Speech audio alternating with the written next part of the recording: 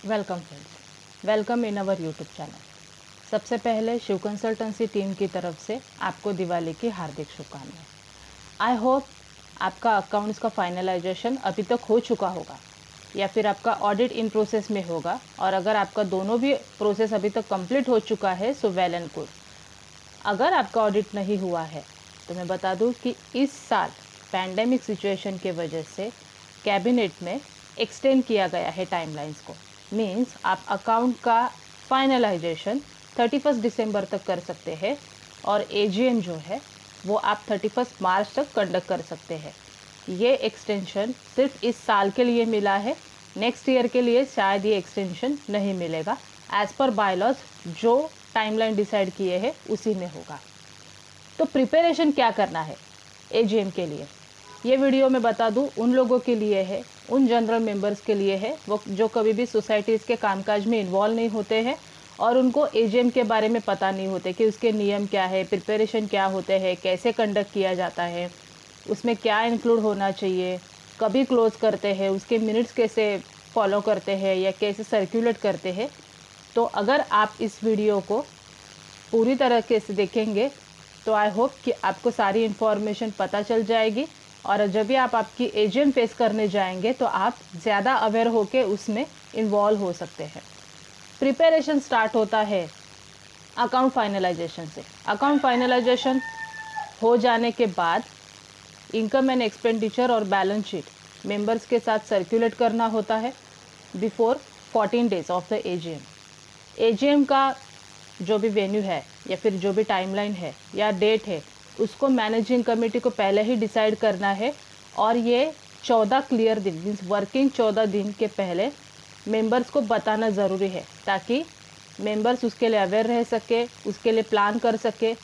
ये इसके पीछे पर्पज़ ऐसा ही है कि बहुत सारे मेंबर्स हैं वो जो सोसाइटी में रहते नहीं है, मीन्स वो दूसरे किसी सोसाइटी में रहते और उनके 2-3 फ्लैट होते हैं तो सारी एजीएम वो अटेंड नहीं कर सकते।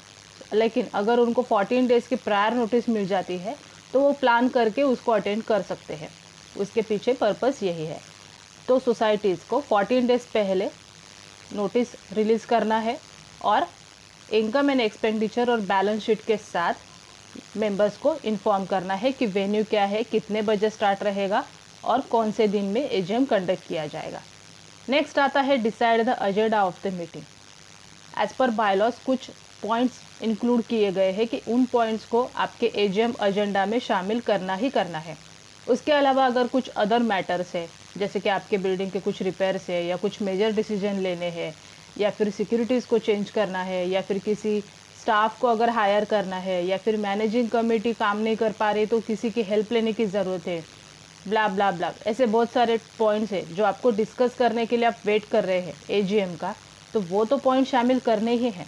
उसके बजाय कुछ मेजर पॉइंट्स भी इंक्लूड करने पड़ेंगे, जैसे कि confirmation of the minutes of the last meeting.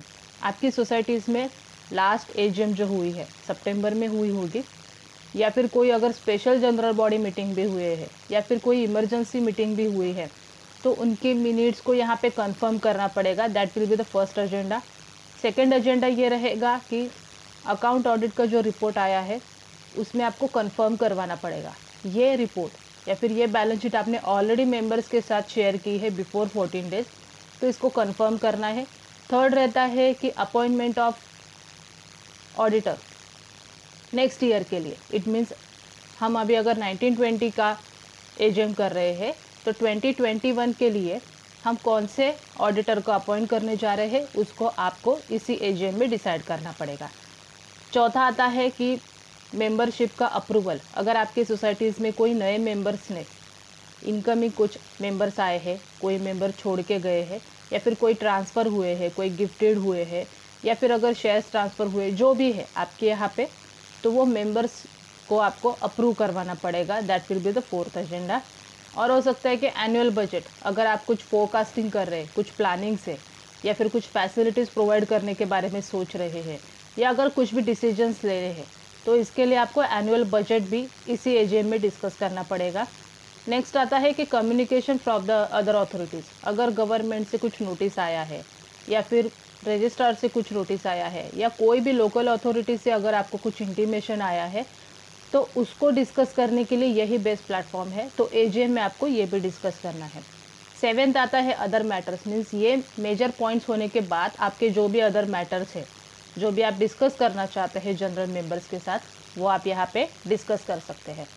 Next आता है कि कोरम कितना होना चाहिए, कितना लोग मीटिंग में अगर प्रेजेंट है तो आप मीटिंग स्टार्ट कर सकते हैं। तो एज़ पर बायलॉज इसमें कुछ नियम दिए गए हैं। टोटल मेंबर्स का 2/3 कोरम मीटिंग में अगर अवेलेबल होगा तो ही आप मीटिंग स्टार्ट कर सकते हैं। अगर उतना कोरम नहीं रहेगा, इनसफिशिएंट कोरम रहेगा, अगर आपने मीटिंग स्टार्ट भी कर दिया तो बाद में बाकी के मेंबर्स कंप्लेंट कर सकते हैं कि हम तो मीटिंग में थे ही नहीं और हमारे आने के पहले आपने क्यों पॉइंट डिस्कस किया। तो ये सारा ना हो, इसके लिए बायलॉज ने ये रिस्ट्रिक्शन दिया है कि 2/3 कोरम अवेलेबल होना चाहिए। और अगर उतना कोरम अवेलेबल नहीं है, फॉर एग्जांपल अगर 11 बजे का मीटिंग है और 11:30 बजे तक लोग नहीं आए हैं, तो आप हाफ एन आवर के लिए एडजॉर्न करके फिर आप 12 बजे मीटिंग को स्टार्ट कर सकते हैं, same day, same venue and same place पे।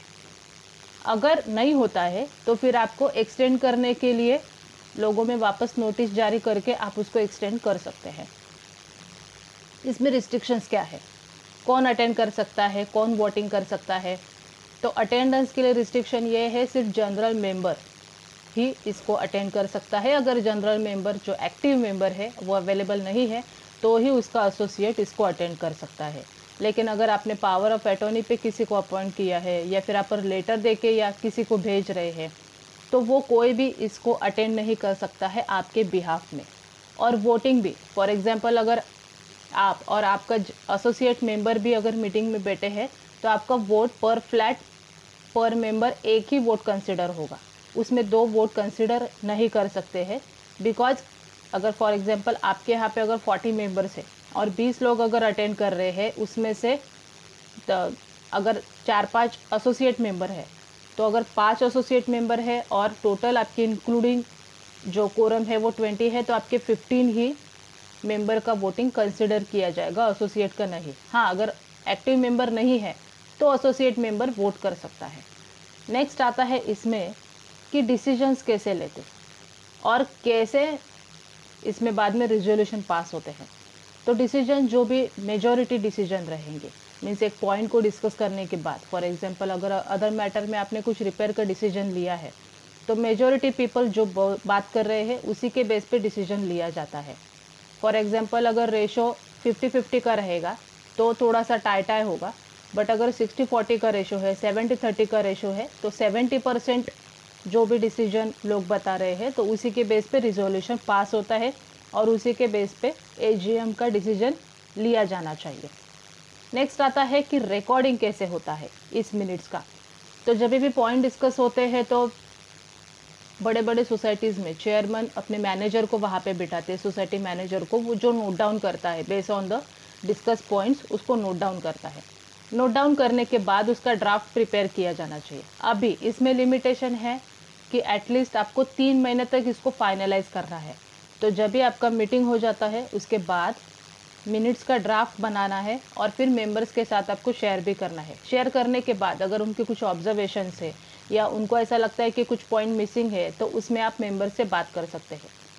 पहले मैनेजिंग कमेटी में आपको ये प्रेजेंट करना है, फिर आपको मेंबर्स के साथ इसको भेजना पड़ेगा और 15 दिन के लिए वेट करना है, ओपन रखना है इस मैटर को कि अगर किसी मेंबर्स को इसके बारे में कुछ बात करना है या कुछ ऑब्जर्वेशन से कुछ छूट गया है तो वो आके आपको बता सकता है। आफ्टर 15 डेज तक या फिर इस विदिन 15 डेज में अगर कोई नहीं आता है तो आप उस मिनट्स को फाइनलाइज करके फिर इसको अप्रूव करवा सकते हैं। अप्रूव होने के बाद भी सोसाइटीज़ में एक्चुअली ये मिनट्स सर्कुलेट होना चाहिए, लेकिन कोई सोसाइटीज़ है जो मिनट्स को सर्कुलेट नहीं करती है, वो नेक्स्ट जो मीटिंग रहेगा उसमें इसको डिस्कस करते हैं। लेकिन अगर किसी मेंबर्स को इसमें ऑब्जेक्शन है तो वो कमेटी को जाके बात कर सकता है और कमेटी से वो फाइनल मिनट से वो उसकी कॉपी भी ले सकता है। इन केस एनी इमरजेंसी या इन केस एनी अगर डिस्प्यूट्स है तो उस केस में ये हो सकता है। अभी ये सारी प्रोसेस होने के बाद ही आप उस फाइनेंशियल ईयर के अकाउंट्स को क्लोज कर सकते हैं और नेक्स्ट ईयर को स्टार्ट कर सकते हैं। बट साइमल्टेनियसली फॉर एग्जांपल अभी 1 अप्रैल से नया ईयर तो स्टार्ट हुआ है 2020 का और अभी हम नवंबर में बात कर रहे हैं। तो 5-6 महीने तक आपकी प्रोसेस तो शुरू हुई है, बट अकाउंट को क्लोज करने के लिए आपको एजीएम के डिसीजन का ही वेट करना पड़ेगा।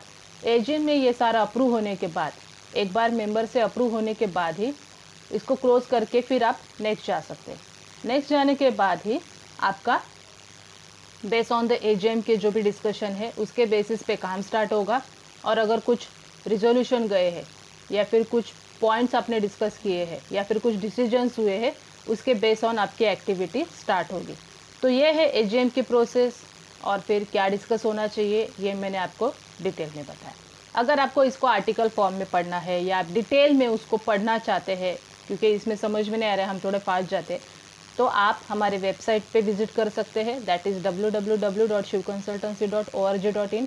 इसको यहाँ पे आपको वो डिस्क्रिप्टिव फॉर्म में मिलेगा। अगर ये वीडियो आपको पसंद आया होगा तो प्लीज़ इसको लाइक करना और इसको आपके कलीग्स के साथ, फ्रेंड्स के साथ शेयर करना ना भूलें, ताकि उनका भी अवेयरनेस बढ़े और उनको भी इसके बारे में नॉलेज मिले। एक छोटी सी रिक्वेस्ट, अगर आपने अब तक हमारे चैनल को सब्सक्राइब नहीं किया होगा, क्योंकि अगर आप फर्स्ट टाइम हमारे वीडियोस को देख रहे हैं, तो प्लीज़ हमारे चैनल को सब्सक्राइब करें और बेल आइकॉन को भी प्रेस करें, ताकि हमारे जो भी न्यू नोटिफिकेशन है वो पहले आप तक पहुंचेंगे। So thank you for watching this video and stay connected with us.